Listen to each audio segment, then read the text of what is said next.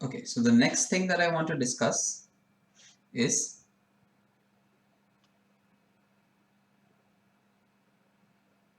how to find the output of a given logical circuit.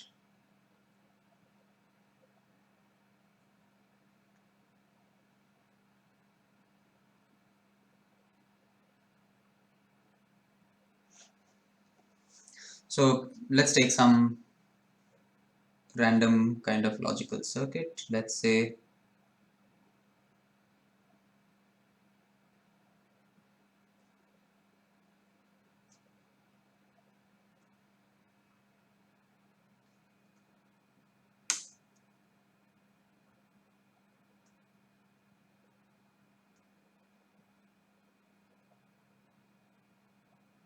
let's say do something like this. Okay.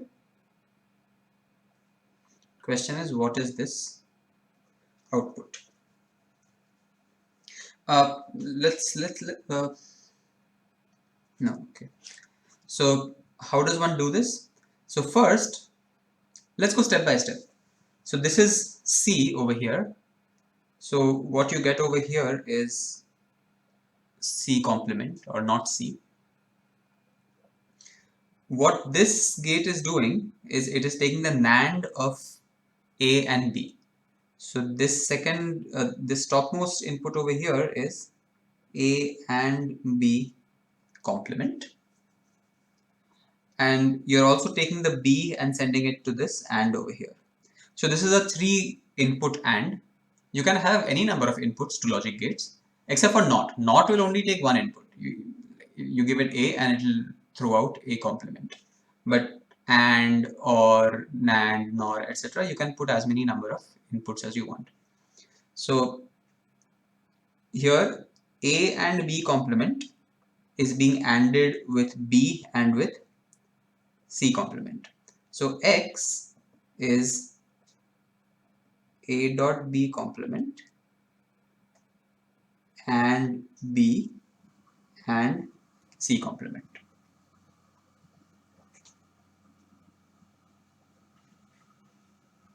Now we can try and simplify this somehow. How should we do it? Let's use De Morgan's theorem on this first bracket over here. So A and B complement is A complement or B complement, then and B and C complement. Now I can use the distributive property. So this becomes A complement and B plus B complement and B and C complement. Now if you remember, B and B complement is just 0 and anything plus 0 is itself. So I just get A complement and B and C complement. So this is the output of this logical circuit.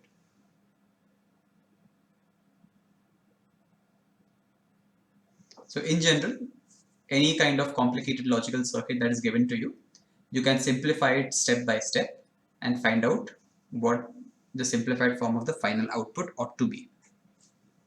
So since I introduced gates with multiple outputs over here, let me just tell you. So if I take an AND with multiple outputs, then this just gives you A and B and C and D and so on. Similarly with the OR, this will just give you A or B or C or D and so on.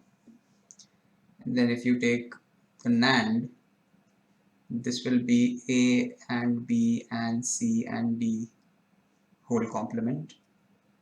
For the NOR, this will give you A or B or C or D, the whole complement. The only one which is a little counterintuitive is the XOR.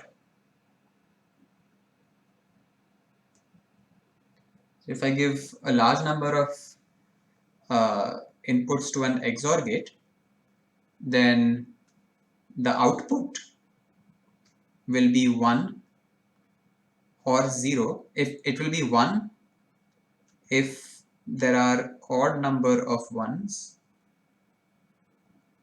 in the input, and it will be 0 if there are even number of ones in the input. So that is how you use multi-input gates. So in this example that we just saw, the final output that we got was A complement or B or C complement. So what does the truth table of this look like? So if I take, now this is the truth table with 3 inputs, okay? A, B, C, and the output is A complement, what was it? And B and C complement. So first let's list out all of the options of A, B, C. So 0, 0, 0, 0, 0, 1, 0, 1, 0, 0, 1, 1, 1, 0, 0, 1, 0, 1, 1, 1, 0, 1, 1, 1. These are all the possible input combinations of A, B, C.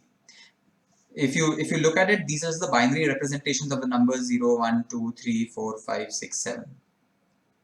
If it's not obvious to you how to quickly list them down, here is how you can do it. First you write down 0, 0, 0, 0, 1, 1, 1, 1. Okay, 4 zeros, 4 ones. Now you do 2, 2 at a time. 0, 0, 1, 1, 0, 0, 1, 1. And then finally you do 1 at a time. 0, 1, 0, 1, 0, 1, 0, 1. So this will give you all 8 possible combinations. Now let's see what the output is going to be. A complement and B and C complement. So this is going to be 0, this is going to be 0, 1, 1, 1. So this is going to give you 1. See, basically all three, A complement, B and C complement, have to be 1. Only then I will get 1. Okay, over here C complement becomes 0. So this is 0. Over here B is 0. Here B is 0. Here A complement is 0. Here A complement is 0. So this is the truth table corresponding to that circuit that we had drawn. What was that circuit? Something like this, no?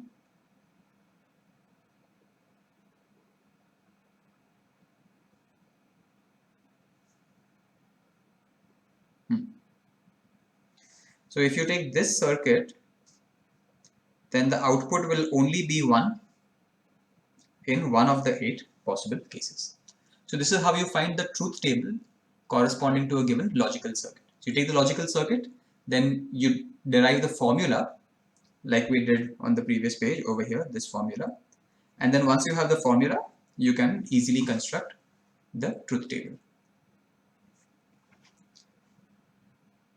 Now, here comes the interesting question. We want to do the opposite process now. I'm going to give you a truth table and I want you to construct the kind of logical circuit which will give you that truth table. And this is a little complicated. So let's do it carefully.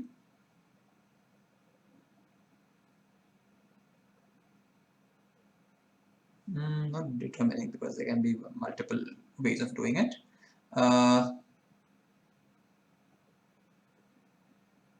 Constructing a logical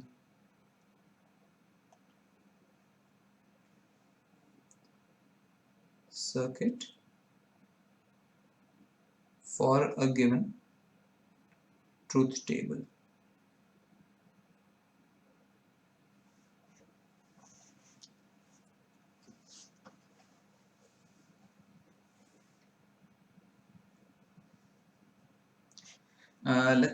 Let's come up with an example.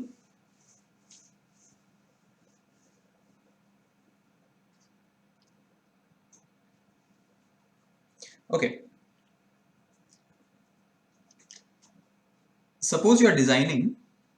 Should we do this on the next page? Let's do this on the next page.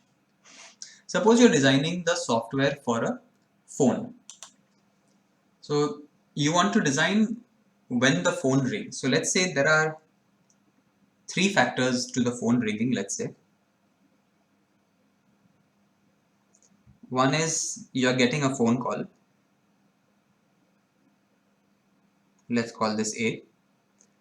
The second is, let's say your alarm is ringing because you had set an alarm to wake up. Clock alarm, let's call it.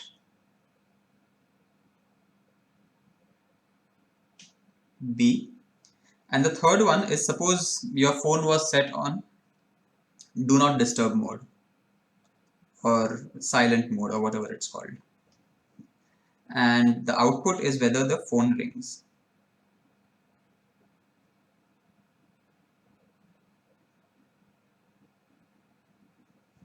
So again, let's list out all the possibilities: 0, 0, 0, 0, 0, 1, 0, 1, 0, 0, 1, 1, 1, 0, 0, 1, 0, 1, 1, 1, 0, 1, 1, 1. Okay, now, of course, if you're not getting,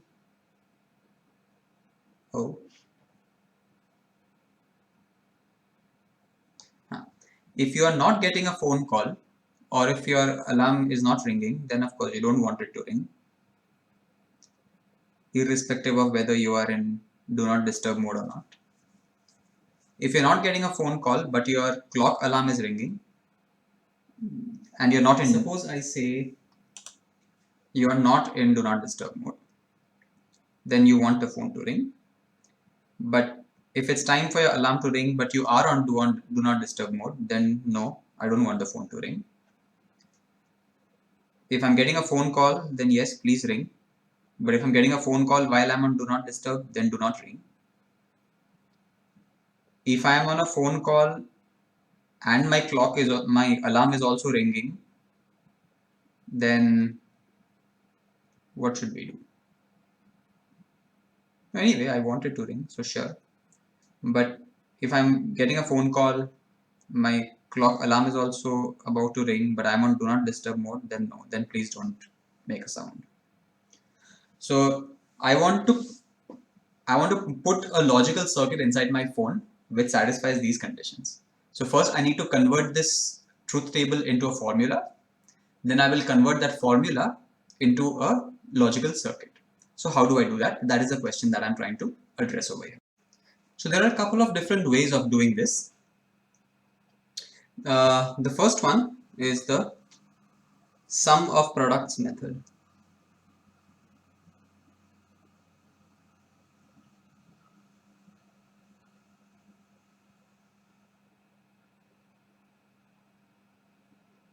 So in this method, we will list out what are called the fundamental products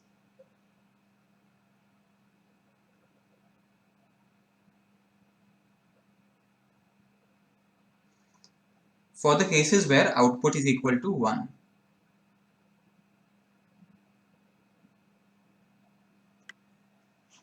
So output is 1 for these 3 cases. So I write down what is called the fundamental product. Fundamental product means a product which will give me a 1 in the end. So over here, see, A and C are both 0 and B is 1. So if I write A complement and B and C complement, then I will get 1. Because A complement is 1, B is 1, C complement is 1. So this gives me a 1. Similarly for this one, B and C are 0, so I need to take complements of those. A I can just keep as it is. So this is A and B complement and C complement. And in the third one, this is A and B and C complement. So these are my fundamental products. And now the sum of products method says that just take the sum of these 3. So it says that my output is going to be the sum of these fundamental products.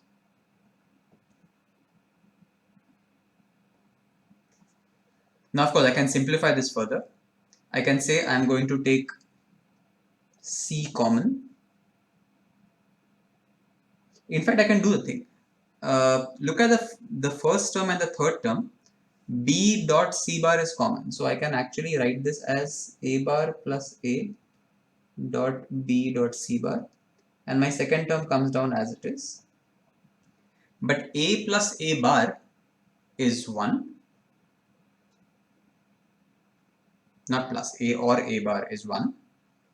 And 1 ANDed with anything is just itself. So this is B dot C complement plus A and B complement and C complement. Right? Okay.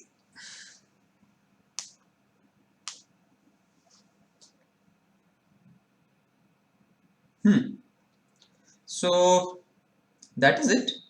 I can't see any other simplification that we might do except to take, well, I guess we can take C complement common.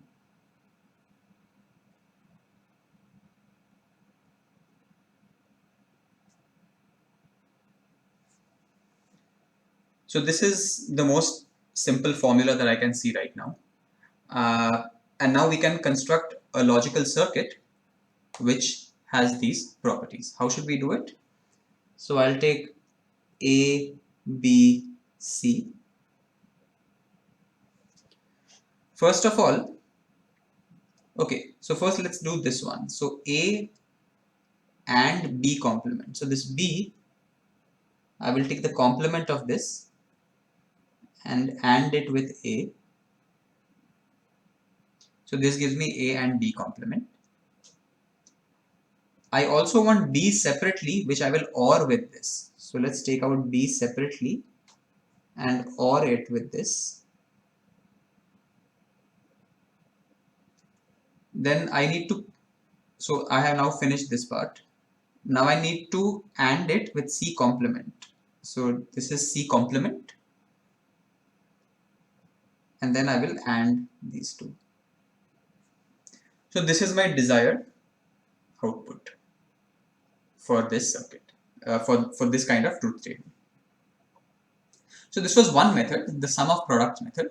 There is one more way of doing it, which is called the product of sums. So let me again quickly draw that truth table.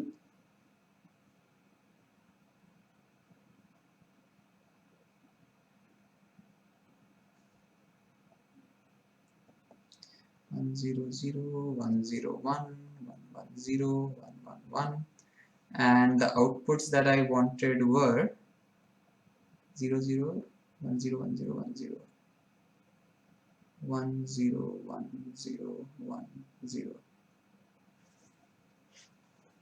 Now, so the method that I'm going to use now is called sum of products, product of sums.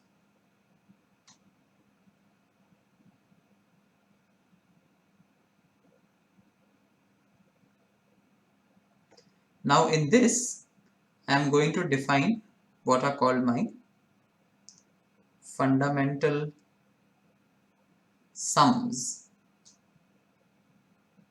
and these are to be done for those cases where output is 0. So for 1, 2, 3, 4, 5, for these 5 cases, I want to write down what is called a fundamental sum. So the sum that gives me 0 over here is just A plus B plus C. In the second one, it has to be A plus B plus C complement, because C is 1. So if I want their OR to be 0, then all of them have to be 0. Similarly, the third one, this has to be A or B complement or C complement. Then over here, A complement or B or C complement. And finally, A complement or B complement or C complement. So these are my 5 fundamental sums.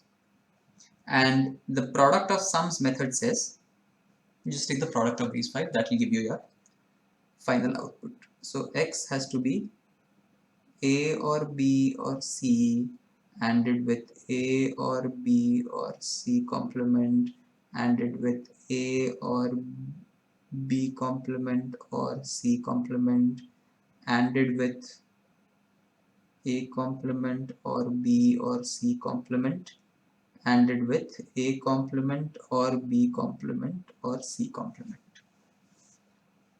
Now you can simplify this.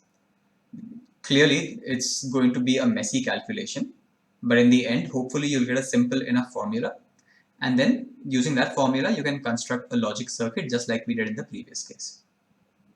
So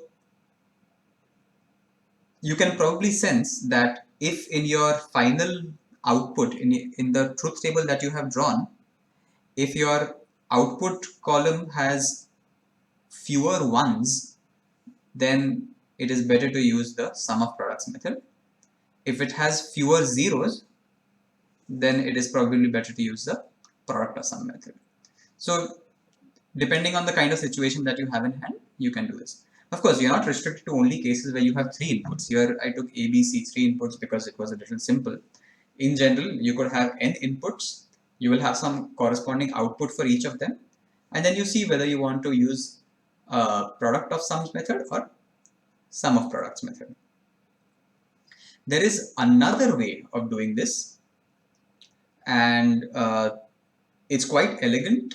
It's probably one of the simplest, probably one of the ways of getting the most simplified answer in the end, and that is using what is called Carnot's table, or sometimes also called Carnot's map.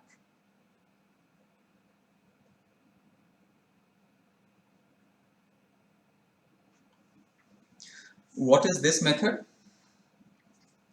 So we will first make a table of all the possible outcomes of the truth table that we had drawn. So suppose, where should I start? Let's take a simple example first. Let's take only 2 inputs, okay, A and B, not 3 inputs. So suppose I have a truth table like this.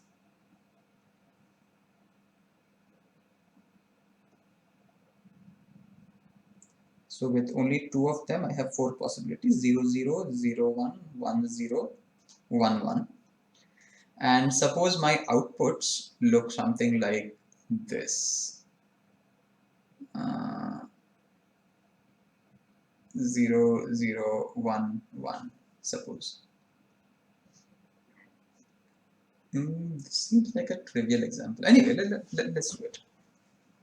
So you construct Carnot's table as follows. So A's along the columns and B's along the rows. So A can take values 0, 1, B can take values 0, 1. So for 0, 0 it is 0, for 0, 1 it is 0, for 1, 0 it is 1, and for 1, 1 it is 1. Now what you need to do is you need to identify certain rows or columns that have all ones. So here I can see 2 of them that have 1. So you need to identify rows, you need to identify sets of 2 or 4 or 8 or 16 sets of ones. So here I have found 2 adjacent ones which are both ones. So this is what I will use. For this particular set, what is the condition for getting the 1? You see, all that is required is that A should be equal to 1. That is common to both of the elements which are inside. So what we can do now is we can list out. So what is common to these two is that A is 1. The value of B doesn't really matter. So over here, the only thing that you need is A. So the output of this is given by x equals a. And you can see that is actually true. X is just basically equal to a. Nobody cares what the value of b is. Let's take a little more complicated example. We'll take the one that no, okay, we can take a slightly more complicated example even in the 2x2. Suppose my truth table looked something like this.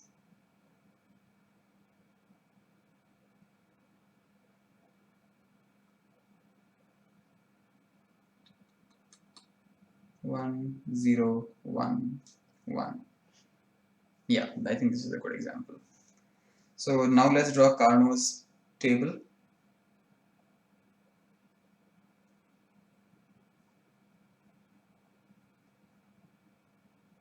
0, 0 gives you 1, 0, 1 gives you 0, and these two give you 1.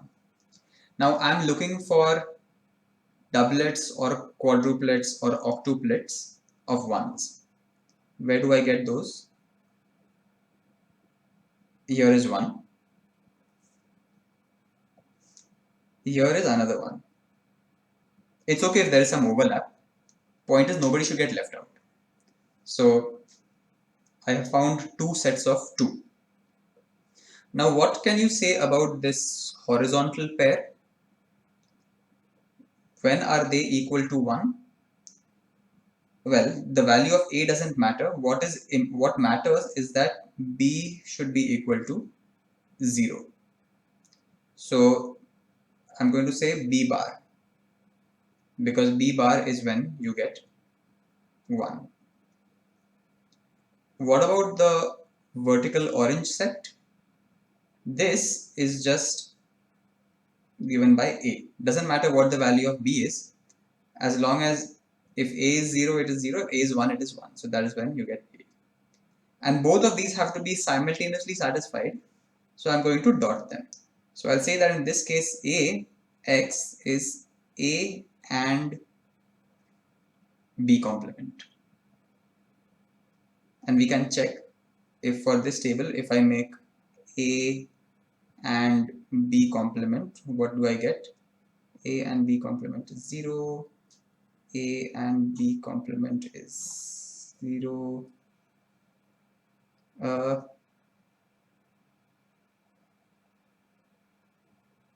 1.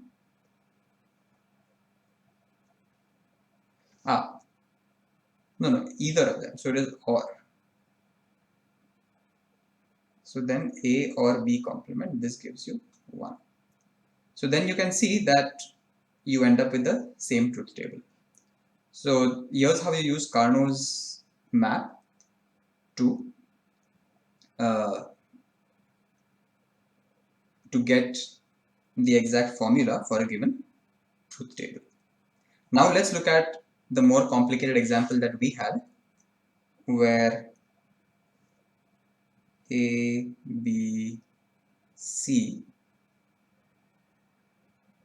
X. So 0, 0, 0, 0, 0, 1, 0, 1, 0, 0, 1, 1, 1, 0, 0, 1, 0, 1, 1, 1, 0, 1, 1, 1, and the outputs were 0, 0, 1, 0, 1, 0, 1, 0. Is that correct?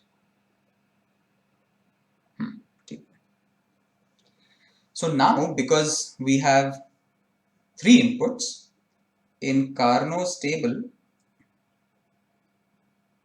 over here I'm going to put AB and here I'm going to put C. So C of course is only 0 and 1. AB on the other hand can take 4 possible values: 0, 0, 0, 1, 1, 1 and 1, 0. Important thing when you're writing them down is the order in which you write them. Basically in each step you should only change one of the two. So from 0, 0 to 0, 1 I have changed the second digit. Then over here I have changed the first digit. Then over here again I have changed the second digit. So don't do 0, 0, 0, 1, 1, 0, 1, 1, because in going from here to here you will have changed 2 digits. First digit and second digit both are changing. So don't do it that way. You just change one digit each time. And now let us see how to, let's fill in the values of x. So 0, 0, 0, give me 0, 0, 1, 0, 1, 0, 1, 0. Now let us find doublets or quadruplets or whatever of ones. So here's the first one, and here's the second one. For the second one, what is the condition for this to be satisfied? Point is that C is 0 and these two. So what is common over here is that A is equal to 1. So A and C complement. Similarly, for the orange one, again C is 0, but what is common to these two is that B is 1. So this is B and C complement. That will give you 1s. So your final output is just the sum of these two, A and C complement or B and C complement, which is A or B and C complement. Now see how simple this is compared to what we had before in the sum. So product of sums, forget it, this was horrible enough anyway. Sum of products also, we had this formula which is relatively straightforward, but look at the simplicity of this Carnot's table method. It is just A plus B and C complement. So if I now want to construct a circuit for this A, B, C, first I will just take the OR of A and B, and then I will AND it with C complement. That's it. This is the circuit for the given truth table.